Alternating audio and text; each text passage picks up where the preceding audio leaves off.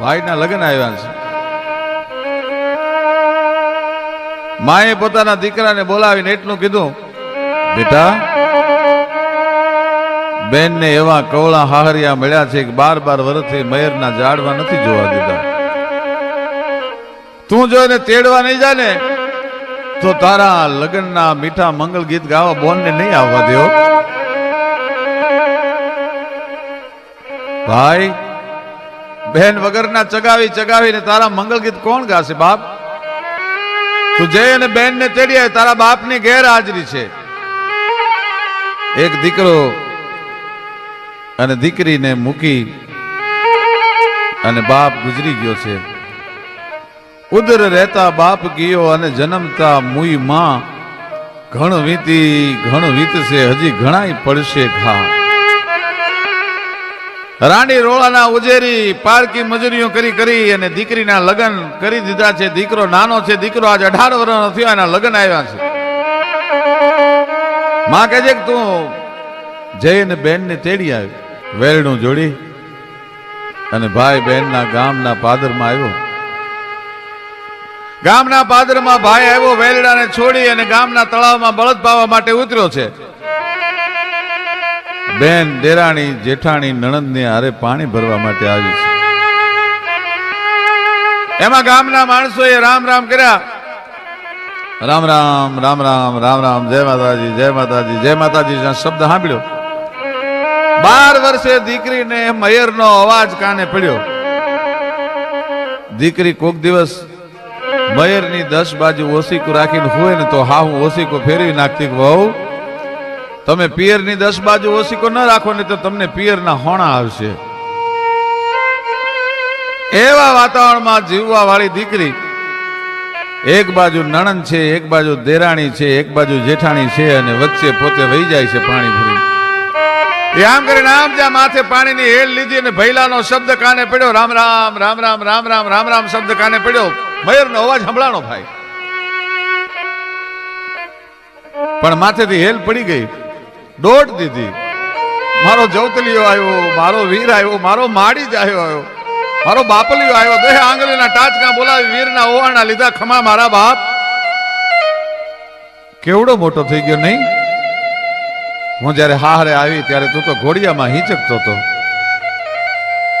બેન ગાંડી થઈ ગઈ. ભાઈ ને હારે વાતો કરે છે. નણંદે બાજુમાં આવી અને બાવડું પકડીને કીધું, ભાભી, અજાણ્યા માણસની હારે આમ વાતો કરતા તમને શરમ નથી આવતી? નણંદબા, એ અજાણ્યો નથી, મારો માડી જ આવ્યો છે. તમે 12 વર્ષથી પિયરમાં નથી ગયા. તમે જયારે હારે આવ્યા ત્યારે તમારો ભૈલો તો ઘોડિયામાં હિંચકતો હતો. ઓળખ્યો કેમ કે આ તમારો ભાઈ છે? અને સાહેબ, લોક કવિની કલમ ચાલે છે કે ઓળખ્યો માની આંખોને અણહાર અને મારા બાપુની એ બોલાશે વીરને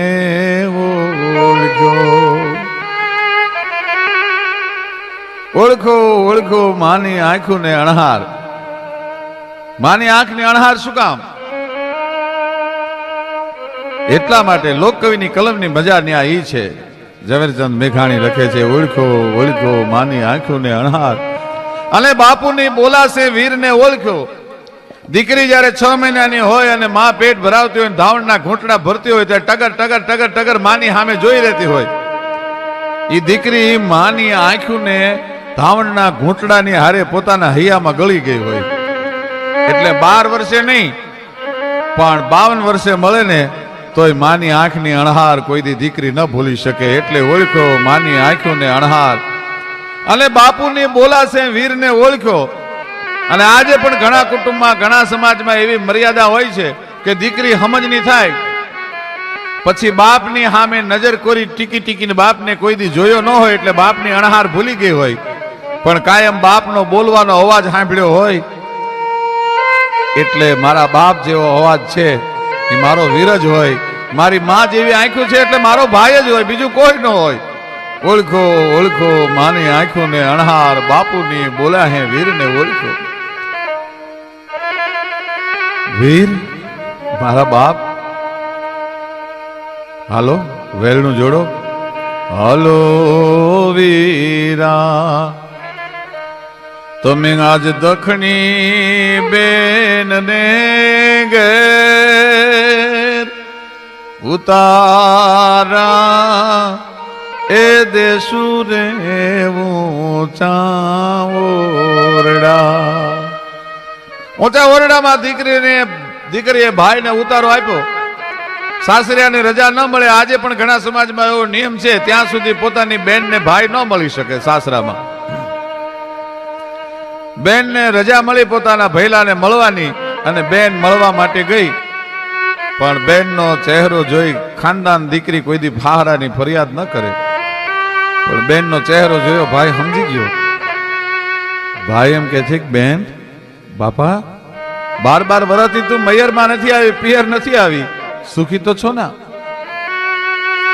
હવે બોલો બેની, કઈ સુખ દુઃખની વાત અમે ઘીરે રે એ જાઉં તો મારી પૂછશે. અમે હવે ઘીરે રે એ જાશું તો મારી પૂછશે. બેન સુખી તો છો ને? પાપણના પડદામાં અટવાણેલા આહુડાને બેન પી ગઈ. આહુડા પાડી નહીં હો. મારા વીરના લગન છે, આવા ટાણે મારે દુઃખના રોદણા રોઈ અને રોવાય નહીં. ભાઈએ પોતાના ગળાના હમદન કીધા બેન તું જો તો સાચી વાત ન કર તો તને મારા તારા વીરના ગળાના સોગન છે, મારા ગળાના સોગન છે. બોલ બેન શું તકલીફ છે? અને તે દિવસે બેન એમ કે છે કે વીર મારા દખ જોવા છે તારે? હા. તો કે રહી જાવ માડી જાયા તમે આજુની જો ને રાત, મારે રાતલડી એ પડી હે ને દુખડા ઉગશે. મારે રાતલડી એ પડશે ને દુખડા ઉગશે. રાત પડે ત્યારે કોઈ માણસને સોનાનો સૂરજ ઉગતો હશે, કોઈને ચાંદો ઉગતો હશે, પણ વીર મારે તો રાત પડે અને દુઃખના ઝાડમાં ઉગે છે. શું કામ? કેવો શીખે ઢોણી મારા પાંગથીઓ સી ચણીઓ સઈ, પાછલી રે પરોડના પાણીડા મોકલે રે દાદા હો દીકરી, દાદા હો દીકરી. વાગડ માનો દેશો રહેશે, વાગડની વડિયારણ સાસુ દોયલી રે દાદા હો દીકરી, દાદા હો દીકરી.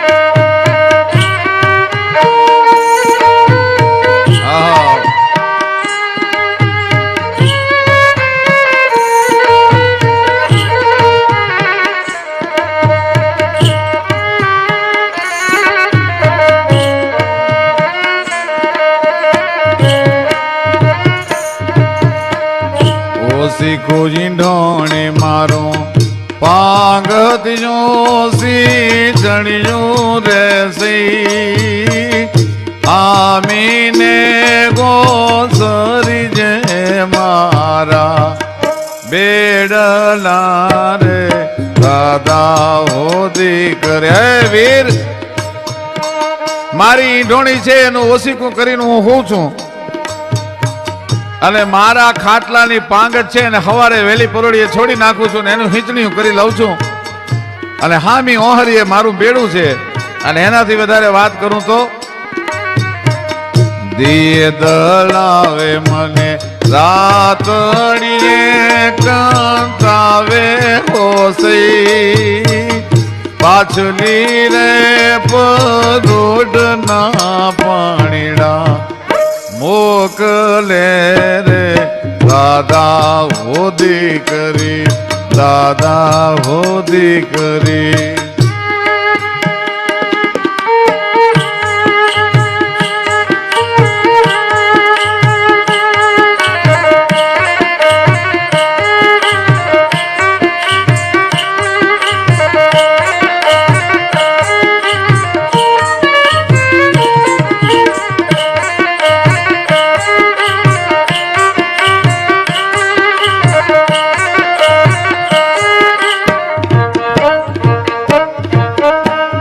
દાદાને કેજે મારી માતાને નો કેજે રે સઈ વીર.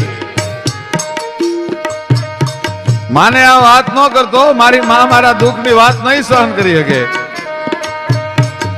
દાદાને કેજે મારી માતાને નો કેજે રે સઈ માતા છે માયાલુ ગાવડા ઝેર સે રે દાદા હોદી કરી દાદા હોદી કરી.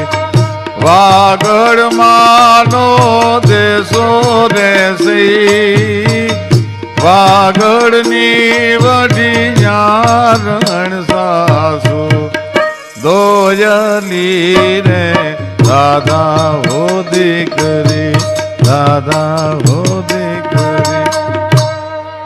ઘણા માણસો એવો પ્રશ્ન કરે છે કે આ વાગડ એટલે વાગડ નામનો પ્રાંત છે, પ્રદેશ છે એ ના.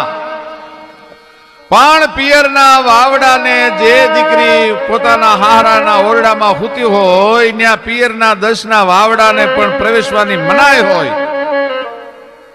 જ્યાં વાની ગઢ બંધાઈ જાય એવા વાગડમાં ન દેશો વાગડની વઢિયારણ સાસુ દોયલી. બેન પોતાના વેદનાની વાત એના વીરને કરે, પણ ઘરનો સીઆઈડી કહેવાય એવી નણંદ બારણાની આડે ઊભી ઊભી આ વાત સાંભળે છે કે પછવાડે ઊભી નણંદલ સાંભળે રે લોલ નાની વહુ કરે છે આપણા ઘરની વાત જો હોવે ભગોયા મોટા ખોરડા રે લોલ. પછવાડે જો ભી નણંદલ સાંભળે રે લોલ નાની વહુ કરે છે આપણા ઘરની વાત જો હોવે ભગોયા મોટા ખોરડા રે લોલ.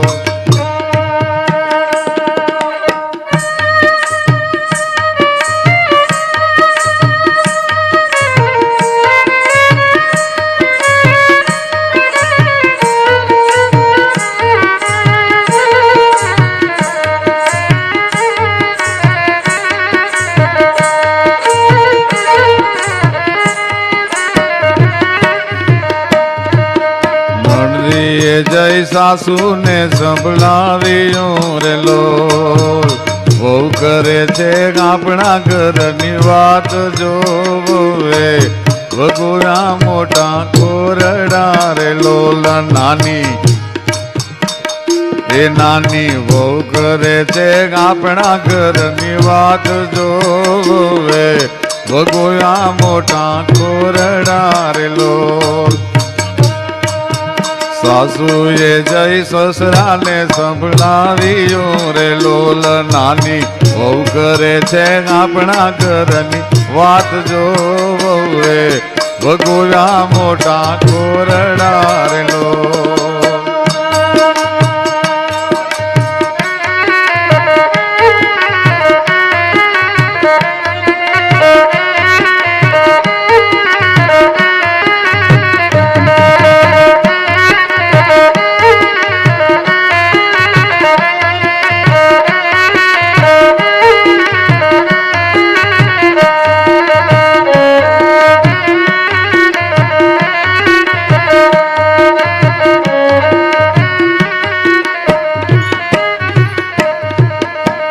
સસરાએ જય જેઠને સંભળાવ્યું રે લોલ, સસરાએ જય જેઠને સંભળાવ્યું રે લોલ. નાની એ નાની વહુ કરે છે આપણા ઘરની વાત, જોગાવો વગોયા મોટા ખોરડા રે લોલ. જેઠે જઈને પરિણાને સંભળાવ્યું રે લોલ. તારી વહુ કરે છે આપણા ઘરની વાત, જોવે વગોયા મોટા ખોરડા રે લોલ. વોવે વગોયા મોટા ખોરડા રે લોલ. નણદીએ જઈ સાસુ ને, સાસુએ જઈ સસરા ને, સસરાએ જઈ જેઠ ને, જેઠે જઈ પરિણાને સંભળાવ્યું. ઘણા માણસો એમ કે છે કે ભાઈએ 100 રૂપિયાની નોટ પકડે ને એમ કઈ કેમ ન કહી દીધું? ગાંડી, આ વાતને કોઈને કરાય નહીં, વાત કોઈને કરતી નહીં. તો એ ઘટનાની આ દબાઈ જાય અને સમાજને લોકકવિએ જે રાહ ચીંધવો છે, જે ઉપદેશ આપવો છે, જે દીકરીઓ પર અત્યાચાર થાય છે, એના ઘરે ઘરે ગીતોને ગુંજતા કરી અને અત્યાચાર અટકે એ માટેનો જે સંદેશો મોકલાવવો છે એ ત્યાં દટાઈ જાય. અને પરિણે જય તેજી ઘોડો છોડ્યો રે લોલ. એને જયું ભાડ્યો ગાંધીડાને હાટ જોવે વગુરા મોટા ખોરડા રે લોલ. અક્ષર અફીણ તોડાયો અને પાસેર હોમલખાર તોડાયો. મરવા માટે અફીણની એક કટકી બસ થઈ પડે, પાસેર હોમલખાર ન જોયું જરૂર પડે, અક્ષર અફીણની જરૂર ન પડે. પુરુષ બાજુમાં ઝેર ઘૂંટે છે, સ્ત્રી આવીને એટલું પૂછે છે શું કરો છો? આ તો કે ઝેર ઘૂંટું છું. ઝેર પાવી પડે એટલી બધી હું તમને વહમી લાગી, એટલી બધી હું તમને અકારી લાગી? મને નહીં, કટમને. કુટુંબનો કંકાસ બેમાંથી એક જણાનો ભોગ માગે છે. ગોરાંધે, કાં તમે પી જાઓ અને કાં હું પી જાઉં. અને આ દેશની દીકરી સંસ્કારનો કરિયાવર લઈને બાપના ઓરડામાંથી હારે ગઈ હતી.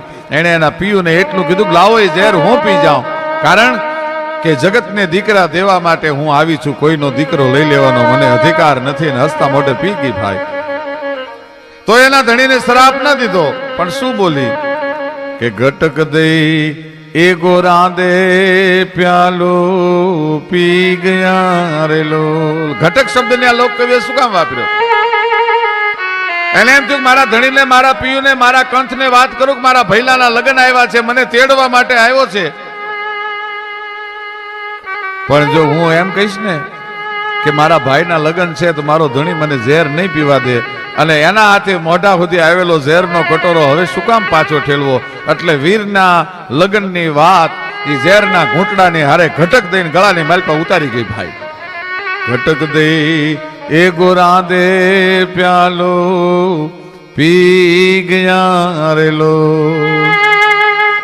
અને એને ઘર ચોલાની પછી લાંબી તાણી હોડજો. હવે તમે જુગ જુગ એ જીવોને મારા સાજબારેલો.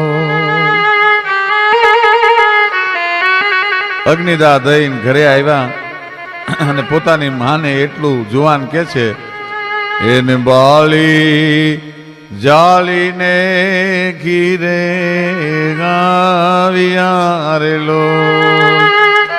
હવે માડી તારા આ મહેલ માંથી મોકલાણ જો, પણ ખબરનો ઓશિયાળો માડી હવે હું રિયો રે લોલ.